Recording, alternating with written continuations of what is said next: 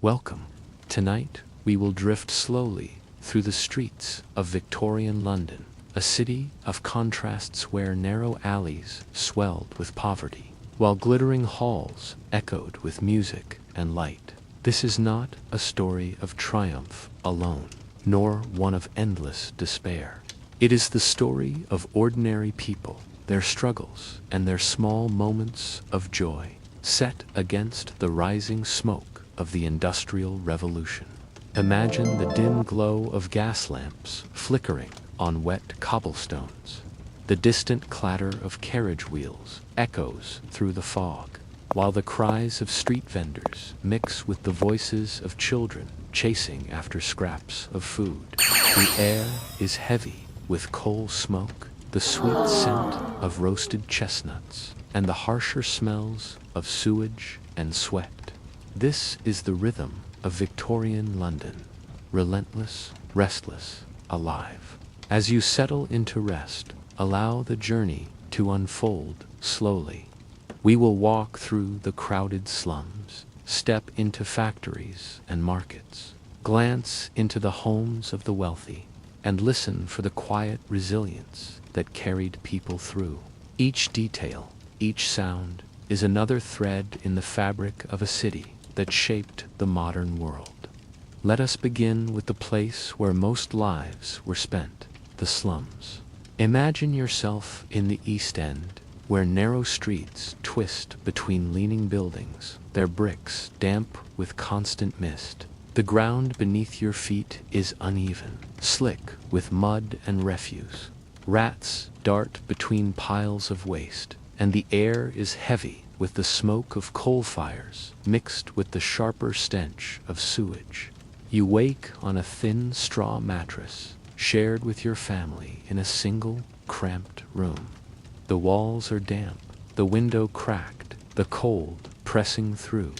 Around you, children stir, coughing from the smoke that seeps in from the factory nearby.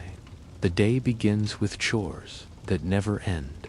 Women rise early to fetch water from the public pump, waiting in long lines with buckets.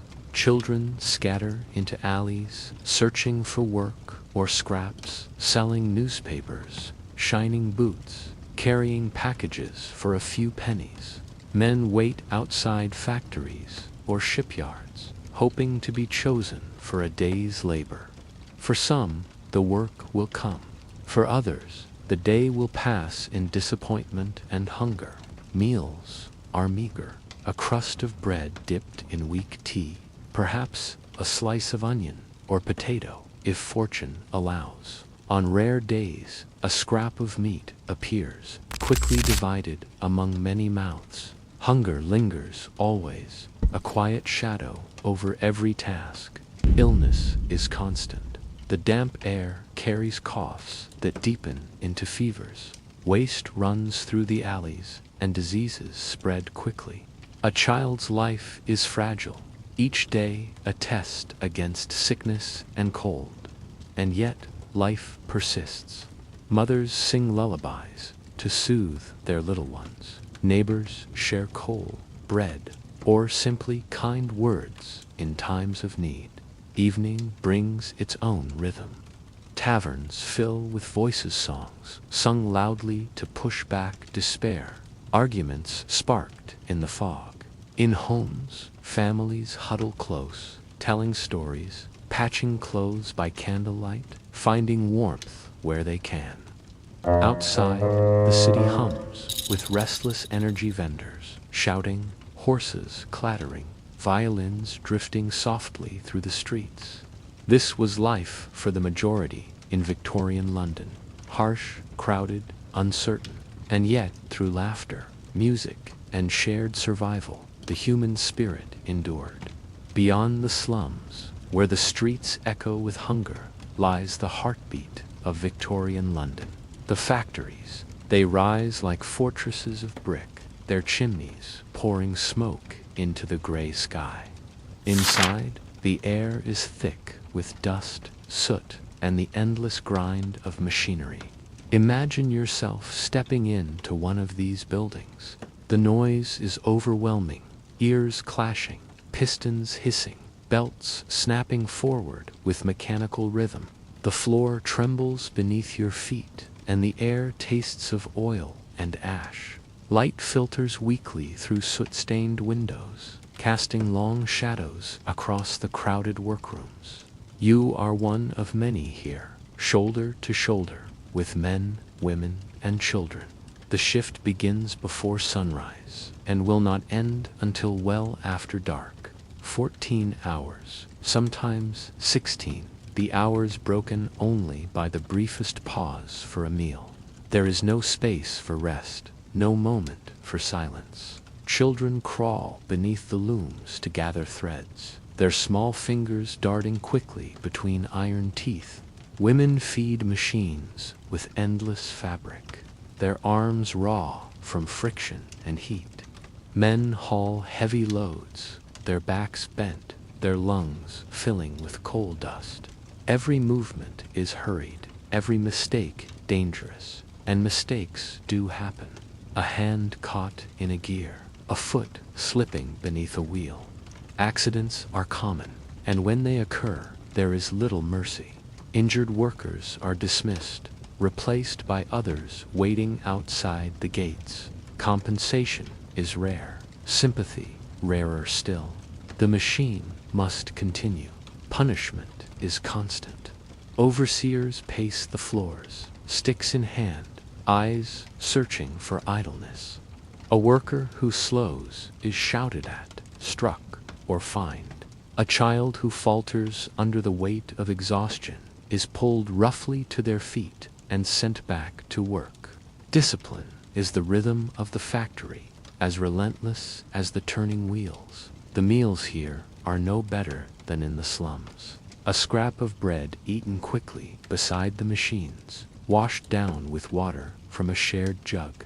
Hunger presses on every stomach, yet the work leaves no space for complaint. To pause is to risk punishment, and to lose the day's wage means to return home empty-handed. Still, within the clamor, small sparks of humanity remain. Workers share stolen moments in encouraging nod, a whispered joke, a crust of bread passed quietly between friends. Sometimes, in the evenings, a tired song rises softly above the roar of machinery. The melody trembling but steady, reminding each person that they are not alone. As the shift finally ends, the workers spill out into the foggy streets, their clothes dark with soot, their bodies aching. Some cough heavily, lungs rattling from the dust. Others walk silently, their thoughts only on the few hours of rest before the cycle begins again. This was the other face of Victorian London, an empire of industry, built upon exhaustion, hunger, and the fragile endurance of its workers. In Victorian London, children filled the streets as much as the carriages, vendors, and smoke. They were not only sons and daughters tucked into quiet homes. For many, the street itself was home, a place of survival, labor, and play all at once. Imagine yourself as a child in the East End. You wake not to a warm bed or a waiting breakfast, but to the damp chill of a single-room tenement shared with too many others. The mattress is little more than straw, the blanket thin. Hunger gnaws before the day even begins, and there is no school to attend, no classroom waiting. Instead, the city itself is your classroom, and survival your lesson. At the break of morning, you step into narrow alleys, already alive with noise. Vendors cry out the price of apples, onions, or hot eels. Carriage wheels clatter against cobblestones. Smoke from coal fires stings your eyes. Around you, other children hurry into the streets, each searching for some way to earn a few pennies. Some carry newspapers, shouting headlines in voices too small for the weight of their task. Others shine boots, crouched low as gentlemen hurry past, brushing soot and mud from leather shoes in exchange for a copper coin. Many run errands, carrying parcels or letters across the foggy city. The luckiest are chosen for these tasks. The rest scavenge, searching through refuse for scraps of food or coal to carry home. For children with no family, the work is harsher still. They sleep under bridges, in doorways, or in corners of markets. By day, they beg for coins, chase after carts, hoping to snatch what falls, or band together in ragged groups, surviving on wit and speed. Their laughter, when it comes, is sharp and fleeting, quickly swallowed by the hunger of the streets. Illness is a constant companion. Thin bodies weaken quickly. Coughs linger and deepen. Fevers burn unchecked. A sick child cannot work, and a child who cannot work may not survive. The city does not slow for them. The carriages still rattle by. The factories still roar. Their fragility is just another shadow in London's fog. And yet, even here, there are moments of play. A hoop rolled down an alley, a game of marbles with stones, a scrap of string turned into a toy. Children chase one another through the mist, their laughter echoing briefly between damp brick walls. These small joys are as vital as bread, reminders that even in hardship, youth finds a way to shine. At night, children return to crowded rooms or to the cold embrace of the city itself. Mothers hum lullabies as little ones drift to restless sleep, while older children curl into corners, pulling rags tight against the chill. The streets grow quieter, but the hunger remains, waiting for morning to return. These were the children of Victorian London bootblacks and newsboys, errant runners and beggars. Their small hands carried the weight of survival. Their voices filled the alleys, and their laughter, fragile but persistent, threaded through the city's restless heart. Victorian London was a city alive with noise and movement, but beneath the bustle lay a darker rhythm. The constant presence of disease, illness threaded through every street and alley, clinging to damp walls and polluted air. For many, it was as much a part of life as hunger or work. Imagine the slums once more. Narrow rooms packed with families, their walls slick with moisture. The air inside is heavy, thick with smoke from coal stoves, mingled with the sour smell of waste that seeps in from the streets. In these crowded spaces, one cough becomes many. A fever rises in one child, and by week's end, the entire household is unwell. The water pumps, lined with buckets each morning, often drew more than water. Contamination was invisible, but deadly. Typhoid, cholera, and dysentery spread silently, leaving families weak, dehydrated, and frightened. A single outbreak could sweep through a neighborhood with frightening speed, taking lives faster than they could be mourned. The air itself was no safer. Smoke from chimneys choked the city, settling in lungs already fragile.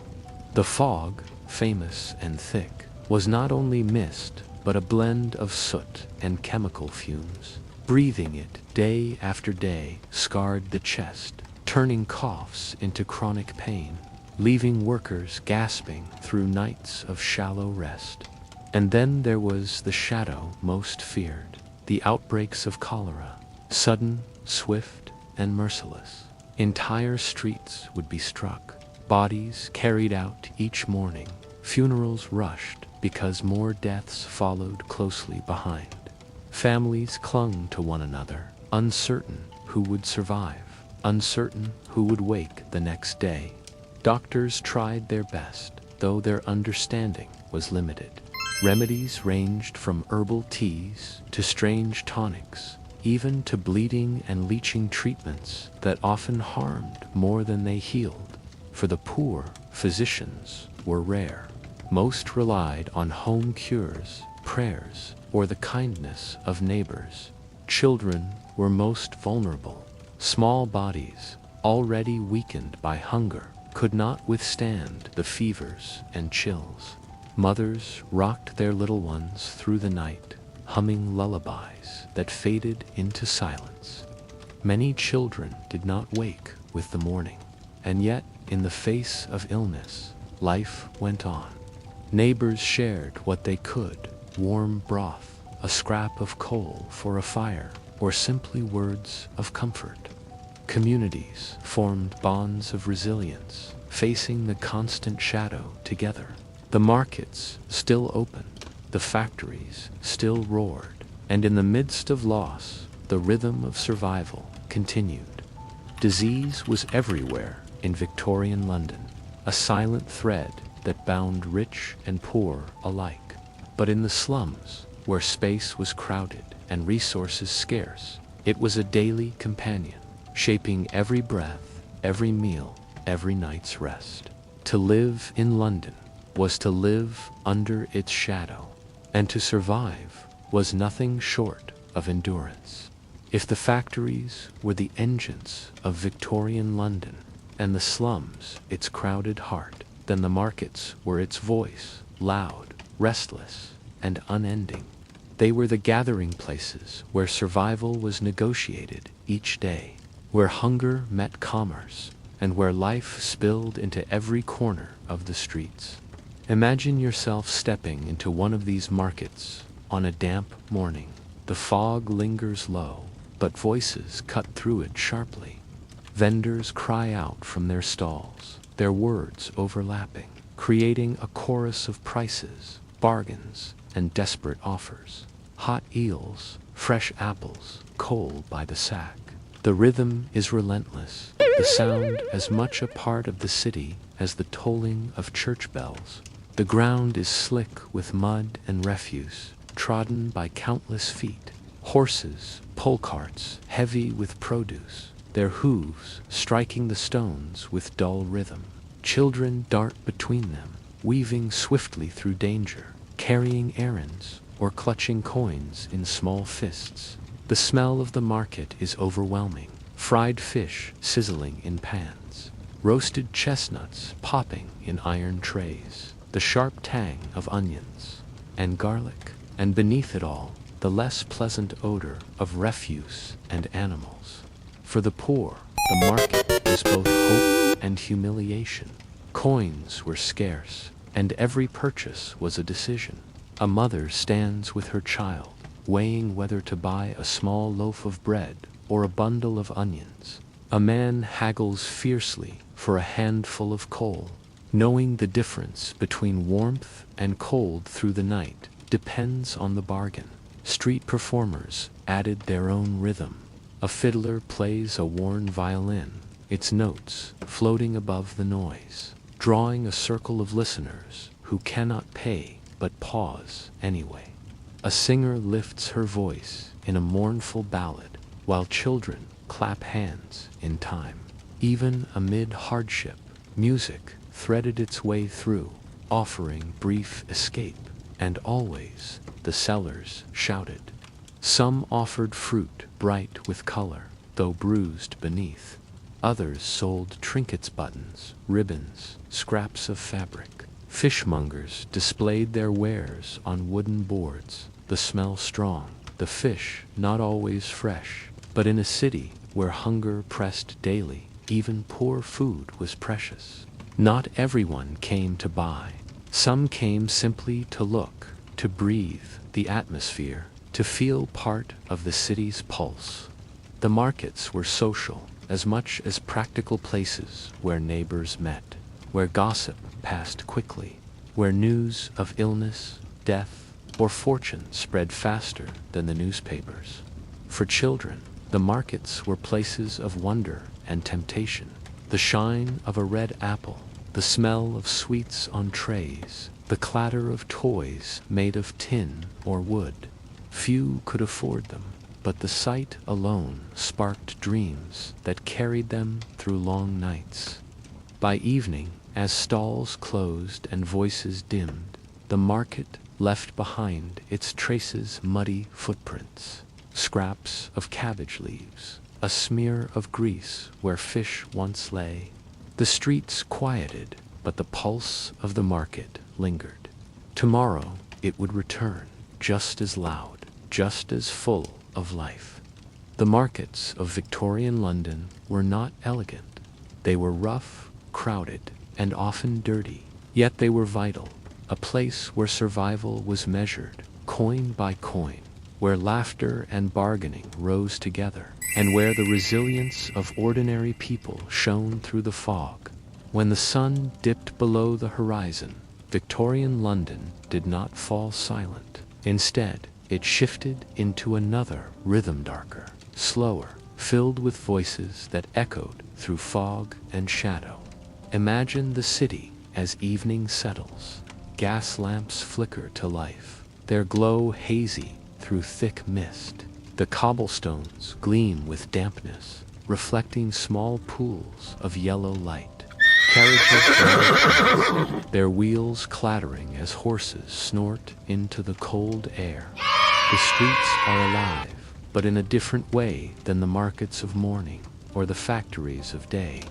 In the taverns, warmth and noise spill into the streets. Doors swing open, and laughter bursts out, mixed with songs sung loudly to drown out despair. Men crowd around wooden tables, mugs of ale clutched in tired hands, voices raised in argument or cheer. The air inside is heavy with smoke and sweat, yet, for many, it is the only comfort after endless hours of labor. Outside, in the alleys, life is harder. Children huddle in doorways, their bodies wrapped in rags against the night chill. Street sellers remain, even in darkness, calling out hot pies, roasted chestnuts, oysters for a penny. Their cries rise above the fog, the sense of food tempting those with a few coins left. Musicians play softly at corners, fiddles and flutes drifting through the mist, their melodies both cheerful and mournful. The fog itself is thick, almost alive. It curls around lampposts, settles into alleys, muffles footsteps.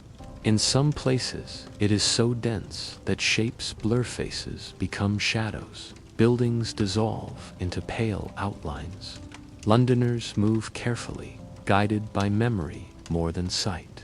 To walk these streets at night is to feel enclosed, swallowed by a city both familiar and strange. For the wealthy, night held different colors. Theaters filled with candlelight, velvet curtains rising on stages, alive with actors and music. Gentlemen and ladies in fine dress arrived in carriages, their laughter carrying into the cold. In townhouses and grand halls, balls glittered late into the night, chandeliers scattering light across polished floors. Here, wine flowed freely, tables held roasted meats and sweet desserts, and music played until dawn. The contrast was sharp. In the slums, families huddled together for warmth, fires burning low. In the halls of the elite, candles burned long after midnight. Yet, across all of London, the night bound them together under the same fog, the same stars hidden above the smoke. And as the hours passed, the city quieted little by little. Taverns emptied, lamps flickered out, and only a few voices lingered in the distance. The sound of footsteps softened, leaving the city to its own restless breathing. To walk through Victorian London at night was to hear both sorrow and song, to see both hunger and wealth, to feel the weight of a city that never truly slept.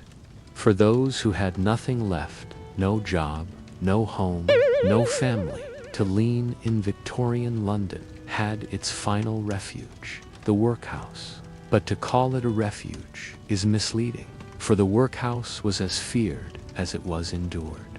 Imagine arriving at the gates. You are hungry, weak, and desperate, driven there only because no other path remains. The tall walls loom above you, gray and unwelcoming, like a prison rather than a place of care. Inside, order replaces freedom, and survival comes at a cost. The first rule of the workhouse is separation. Families who arrive together are divided. Husbands to one ward, wives to another, children placed apart.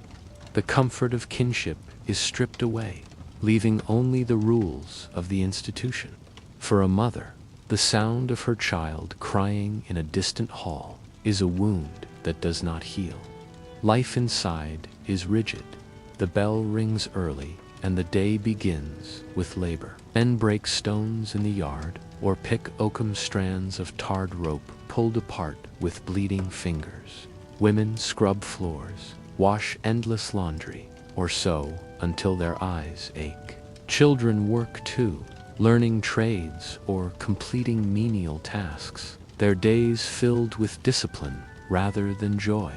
The meals are sparse, a ladle of thin gruel, perhaps a crust of bread, sometimes a potato, enough to live, never enough to feel full. To complain is to invite punishment. The workhouse provides only what is required to keep bodies alive, not to nourish them. Discipline is constant. Rules dictate when to rise, when to eat, when to work, when to sleep. Silence is expected, obedience demanded. Those who resist are punished, sometimes with reduced food, sometimes with confinement. The building hums with routine, a clockwork rhythm designed to crush idleness. And yet, even here, humanity endures in small corners. A worker shares a smile with another as they scrub floors side by side. A child hums a tune while unraveling rope, the soft sound carrying comfort across the ward. At night, whispers of prayer float through the dormitories, quiet pleas for strength, for release, for a better tomorrow. Orphanages, too, were part of this system. Children without families, abandoned or left behind, were gathered into institutions where discipline outweighed affection. They wore uniforms, marched in rows, and spoke only when permitted. Some found kindness in caretakers who offered gentler words, but many knew only the strictness of rules and the sharpness of punishment. For these children, play was rare, comfort rarer still. They grew quickly into laborers, shaped not by family but by institutions. Their laughter, when it came, was soft and fleeting, quickly swallowed by the heavy order of their days. The workhouse and the orphanage were meant to protect society from poverty's most visible face. In truth, they became places where suffering was hidden behind walls, where endurance was tested each hour. And yet, for some, they meant survival. Harsh, cruel, unkind, but survival nonetheless. In the rhythm of their days, in the silence of their nights, the workhouses carried the quiet hum of lives that endured even when stripped of dignity. While the slums groaned under the weight of poverty, another London thrived just a carriage ride away. Behind tall gates and polished doors, the wealthy lived in a world of refinement, elegance, and comfort that seemed almost like another city altogether. Imagine approaching one of these grand townhouses in Mayfair or Kensington. The facade is of white stone, the windows tall and gleaming, gas lamps glowing warmly on either side of a polished door. Inside, the air is fragrant with waxed wood and flowers brought in fresh each morning. Chandeliers scatter golden light across marble floors, and carpets imported from the east soften every step. The days of the wealthy were filled not with survival, but with leisure. Breakfast was not a crust of bread dipped in tea, but eggs, toast with butter, marmalade, and perhaps bacon or ham. Tea steamed in fine china, silver cutlery gleamed on white cloth. While the poor rushed to work before dawn, the wealthy began their mornings slowly, with letters, newspapers, and soft conversation. For women of the upper classes, the day often revolved around social visits, embroidery, or music. Dresses of silk rustled as they walked through drawing rooms. Each garment fitted precisely to the fashion of the season. Gloves, fans, and jewels completed the appearance, each detail a signal of status. Conversation touched on theater performances, poetry, or the latest novel, while servants hovered nearby, ready to fulfill any small need. For men, business and politics occupied part of the day, but leisure was never far. Clubs offered smoke-filled rooms where gentlemen discussed investments, sipped brandy, and played cards. Afternoons might include a carriage ride through Hyde Park, a hunting trip in the countryside, or attendance at Parliament sessions. Meals were spectacles. At banquets, long tables stretched beneath glittering chandeliers, set with silver dishes and crystal glasses. Servants carried in roasted meats, game birds, and delicate pastries, each course paired with wine. Conversation flowed easily. Music drifted from another room, and the air was warm with laughter. Evenings brought entertainment grand balls, where violins played, skirts swirled, and young couples whispered beneath the watchful eyes of chaperones. Theaters welcomed the elite with velvet curtains and opera glasses, while opera houses rang with soaring voices. Every detail of these nights contrasted with the silence and hunger of the slums just streets away. But privilege carried its own weight. Marriages were arranged like treaties, love often hidden in glances rather than spoken aloud. Social reputation was fragile, and scandal could unravel a family's place in society. Behind the elegance lay pressure, expectation, and the quiet knowledge that wealth, too, was precarious, built upon fortunes that could vanish with a failed investment or a change in politics. Still, compared to the damp tenements and workhouses, the lives of the wealthy glittered with luxury. Their homes were filled with books, music, art, and warmth. Their tables heavy with food. Their nights alive with light and laughter. Victorian London was not one city, but one of hunger, one of abundance. To step from the slums into the drawing rooms of the rich was to feel as though you had crossed into another world entirely. Victorian London was never still. From dawn until long after midnight, it pulsed with motion, carriages rolling, chimneys smoking, footsteps echoing in alleys, vendors calling into the fog.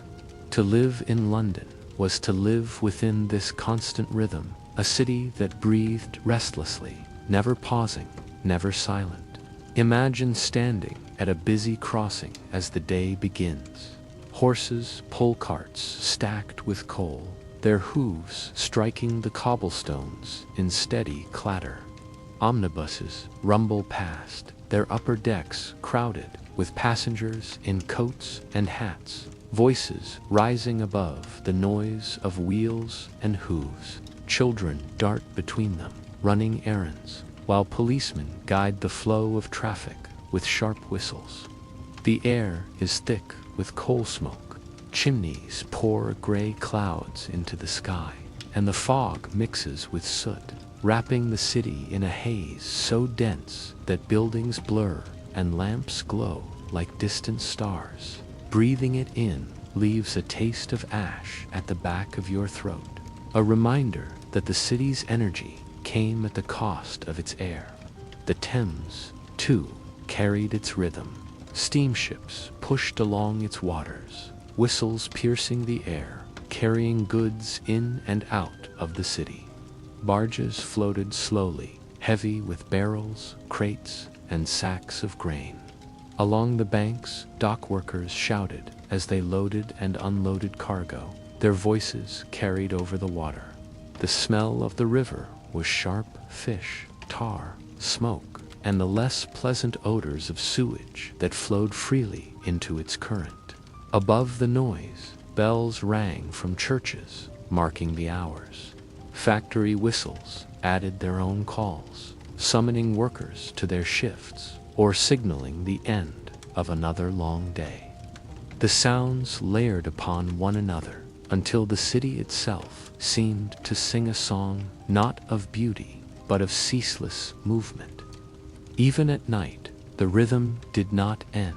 Carriages rattled past, taverns still lit, their wheels scattering sparks on the stones. Vendors lingered at corners, calling out the last of their good spies. Oysters, chestnuts' voices, hoarse but steady.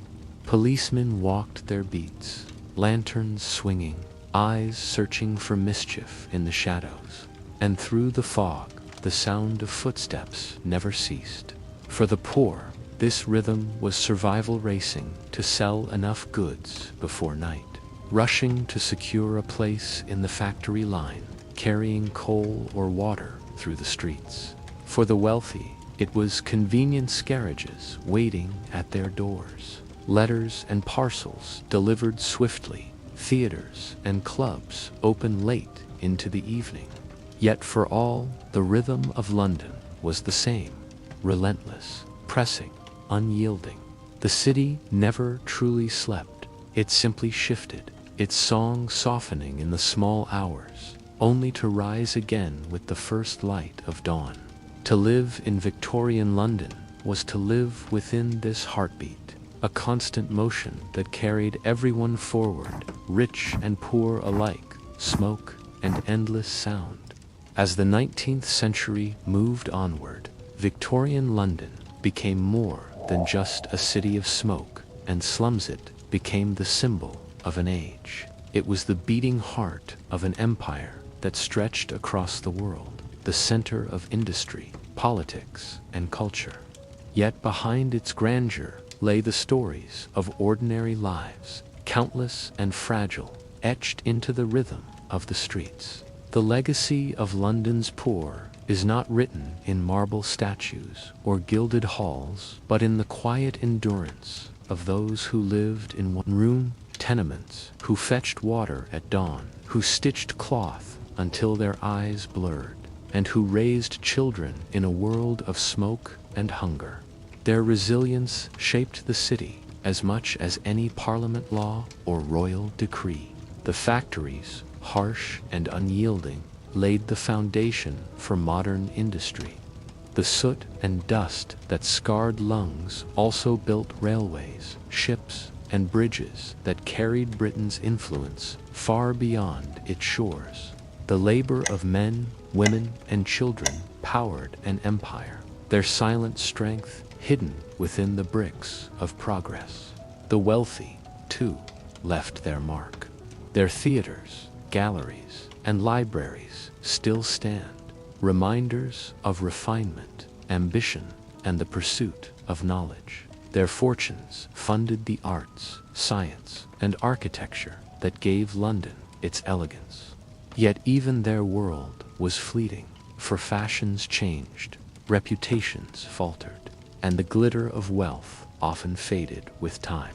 The slums, the markets, the endless foggle of these are gone now, reshaped by modern life. But their memory lingers in the stones of old alleys, in the faded names of markets, in the literature and journals that captured their voices. Charles Dickens wrote of them. Reformers fought to change them, and history preserves their echoes. Victorian London was not one city, but many. A place of hunger and luxury, of sorrow and laughter, of endless struggle and fleeting beauty.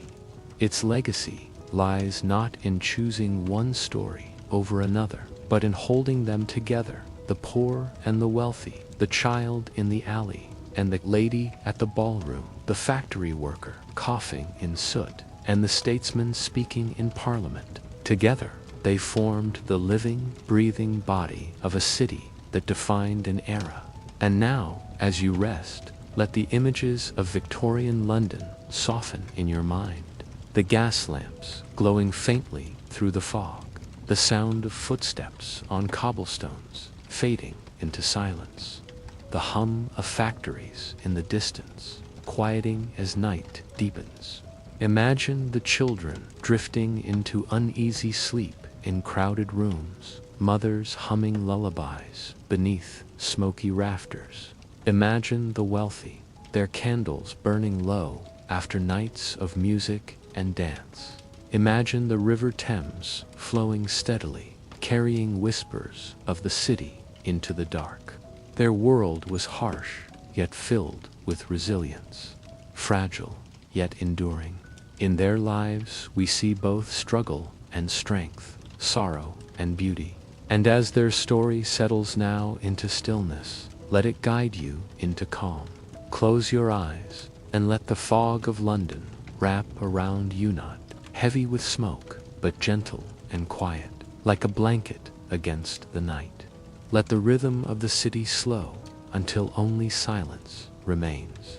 The bells no longer toll, the voices no longer cry.